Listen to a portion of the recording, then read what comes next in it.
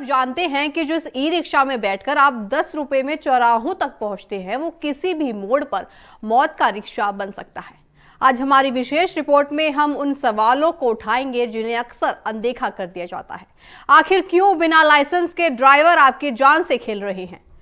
क्यों प्रशासन ने इन बिना लगाम के घोड़ों को सड़क पर खुला छोड़ दिया है?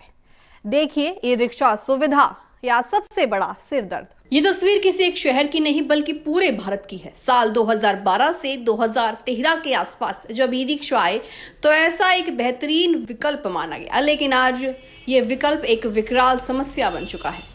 सबसे पहली समस्या ओवरलोडिंग। नियम के मुताबिक 4 सवारी ही बिठाकर ई रिक्शा ड्राइवर चल सकता है, लेकिन जमीनी हकीकत में ड्राइवर 6 से 7 सवारियां बिठाकर चलता है।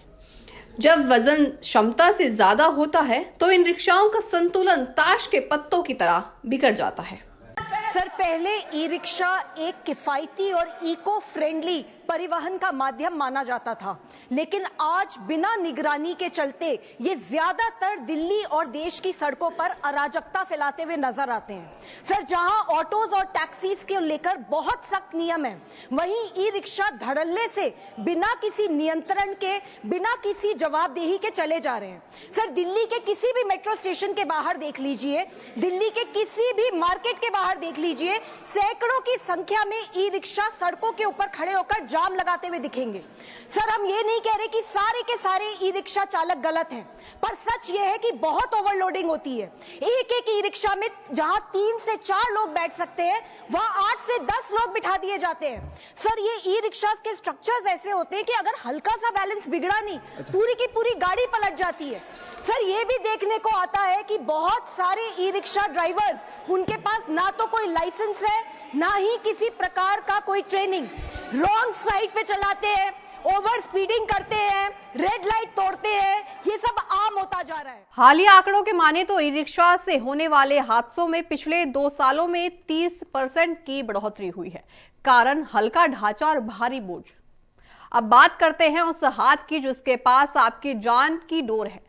सड़कों पर दौड़ रहे 60% ई रिक्शा चालकों के पास लाइसेंस है ही नहीं, जिनमें से कई ऐसे हैं जिन्होंने कभी ट्रैफिक नियमों की किताब तक को नहीं देखा। ना इन्हें रेड लाइट की परवाह है, ना ही रॉन्ग साइड की, क्योंकि इन्हें पता ही नहीं है कि अगर पकड़े गए तो क्या होगा। मेट्रो स्टेशन के बाहर ई रिक्शा का अंबार, जिससे रास्ता पूरी तरह ब्लॉक हो जाता है। मेट्रो स्टेशन हो या मुख्य बाजार, ई रिक्शा ने हर जगह को अपना अड्डा बना लिया है। इनकी अवैध पार्किंग के कारण एम्बुलेंस तक को रास्ता नहीं मिलता। जहां 20 गाड़ियां निकल सकती हैं, वहां 2 ई रिक्शा तिरछे खड़े होकर पूरे शहर की रफ्तार थाम सकते हैं। मुद्दा यह भी है कि इनमें से ज्यादातर ई रिक्शा अनरजिस्टर्ड है, यानी अगर हादसा करके ड्राइवर भाग जाए तो आप उसे ढूंढ भी नहीं सकते। ऐसा नहीं है कि समाधान नहीं है, लेकिन जरूरत है इच्छा शक्ति की।